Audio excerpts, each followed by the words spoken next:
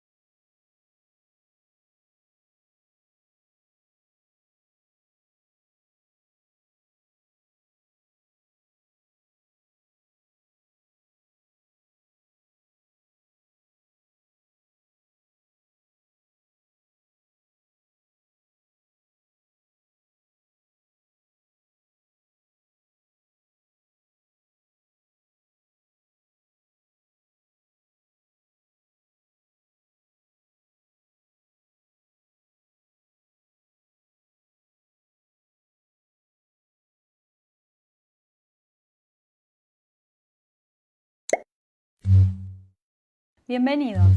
En este bloque abordaremos el concepto dimensiones del derecho. Una de las formas de comenzar a abordar el derecho, además del análisis de los problemas que conlleva su conceptualización, es indagando acerca de las dimensiones que lo componen. En ese sentido, podemos hablar de una teoría tridimensional del derecho, en virtud de la cual este es considerado como un fenómeno complejo que podría ser explicado por tres variables.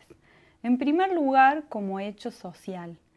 El fenómeno jurídico, en esta dimensión, es un hecho, es un acontecer que se presenta en la realidad social. ¿Qué disciplinas lo abordan? La psicología, la economía, la sociología, entre otras.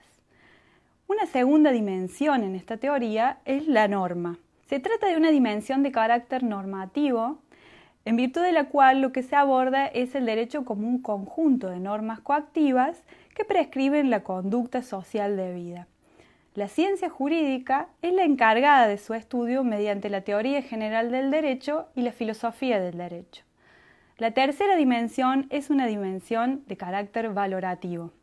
Aquí se concibe al derecho como portador y garantizador de un conjunto de valores. Esta dimensión es abordada por la ciencia jurídica desde la teoría de la justicia y de la teoría política del derecho. A continuación veremos un video en el que se podrá profundizar las tres dimensiones a las que nos hemos referido anteriormente.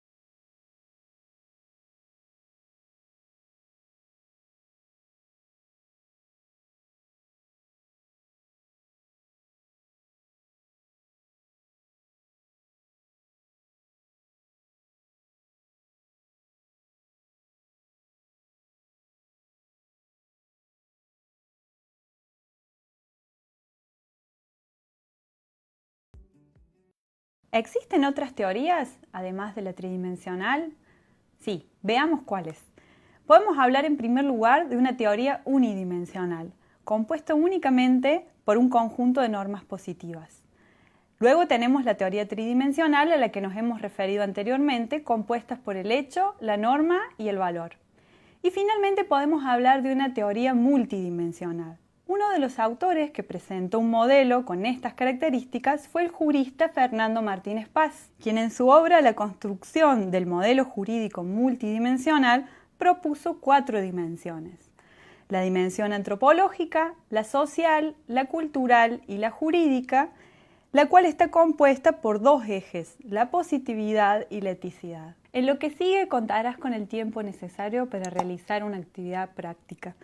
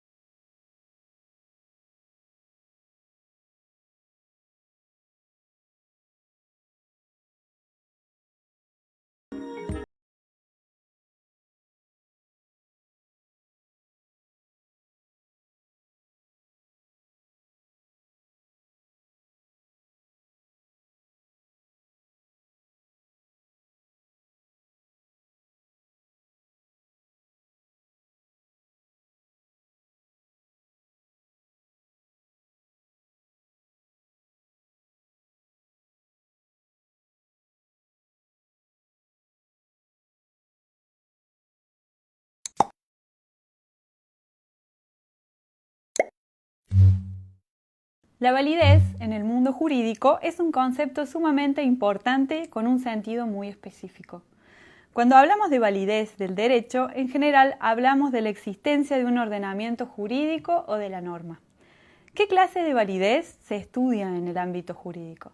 En primer lugar, podemos hablar de una validez en sentido formal. Esto significa que la norma fue dictada dando cumplimiento a dos cuestiones básicas.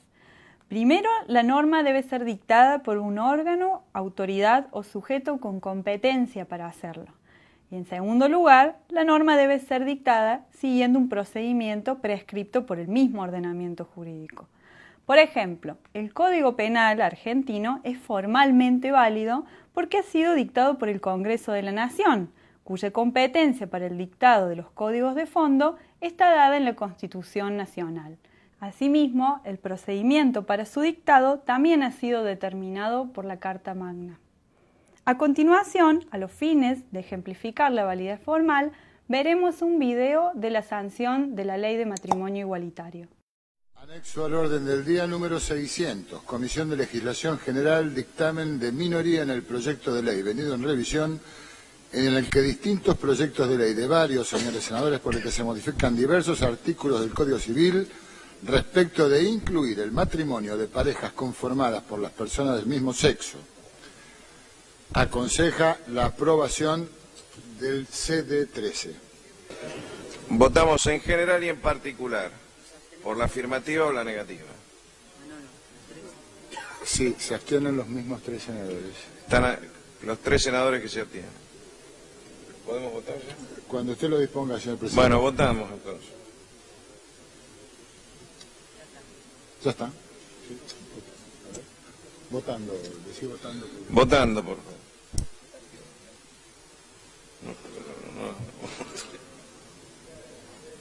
No.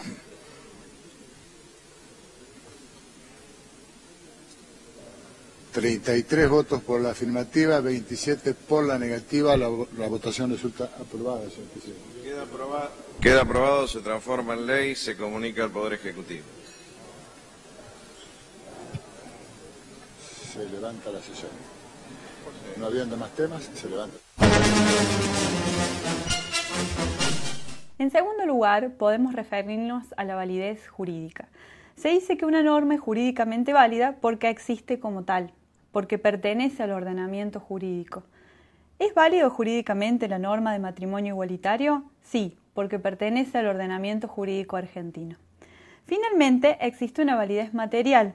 Se refiere a la concordancia del contenido de la norma jurídica en relación a criterios valorativos, derechos fundamentales o exigencias de corrección moral o de justicia del sistema jurídico al que pertenece la norma.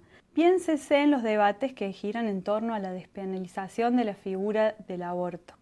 ¿Responde esta figura penal a los criterios valorativos del sistema jurídico al que pertenece? A continuación contarás con el tiempo necesario para realizar una actividad práctica en la que pondrás en funcionamiento lo aquí aprendido.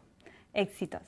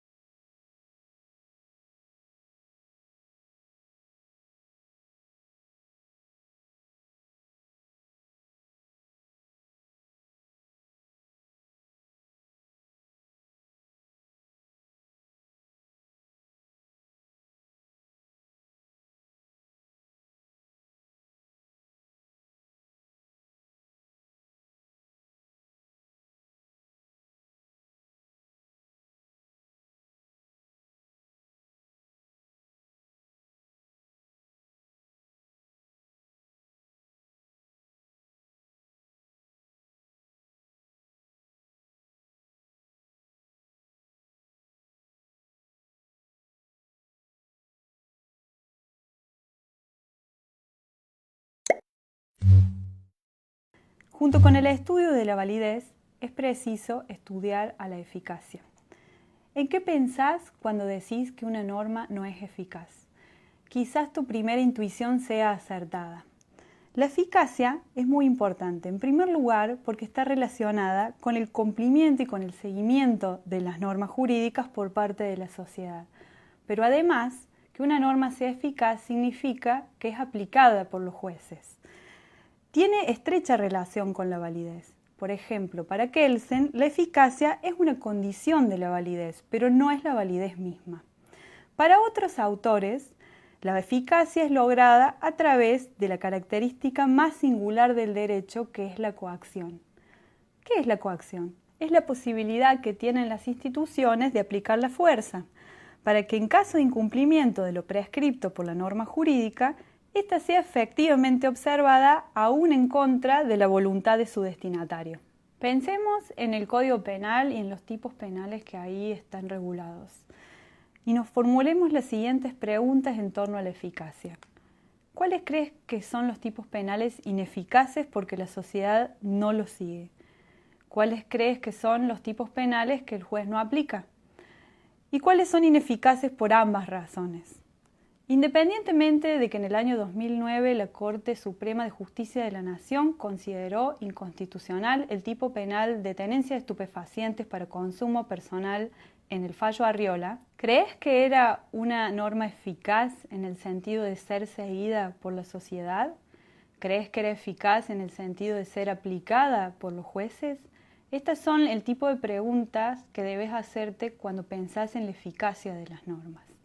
A continuación veremos una entrevista al doctor Oscar Villena acerca de la eficacia de la ley en relación a la reciprocidad y al respeto mutuo. Pienso que la clave para el respeto a la ley es la idea de reciprocidad. Las personas respetan a la ley, que significa respetar a los otros, porque la ley trabaja de una relación entre personas o entre instituciones o entre personas e instituciones. Entonces, cuando hablo en respeto a lo derecho o respeto a la ley, o cumplimiento de la ley, estoy en la realidad hablando de cómo las personas se relacionan entre sí y, en última instancia, cómo respetan a las otras personas. Y pienso que lo mecanismo básico que hace con que personas respeten o cumplan a la ley es cuando entienden moralmente, firmemente, que lo otro es merecedor de igual respeto y consideración que exigen para sí propios. Entonces, hago con respeto y por consecuencia esto cumplir la ley, pero hay una premisa básica de que lo otro merece un tratamiento justo, un tratamiento digno. Esta idea de reciprocidad, sea en el campo moral, respeto porque entiendo que lo otro vale, o sea en el campo de mucho interés, respeto porque quiero tener confianza de la sociedad, es fundamental.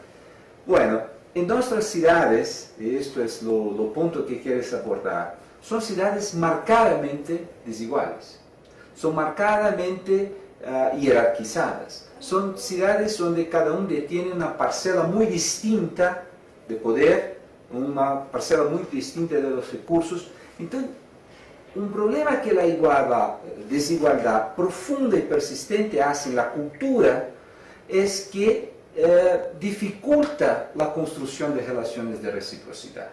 Es muy difícil para alguien que fue destituido de todos sus derechos a lo largo de su vida inicial, entienda que lo otro que lo desrespetó por mucho tiempo tiene que ser tratado de una manera igualitaria.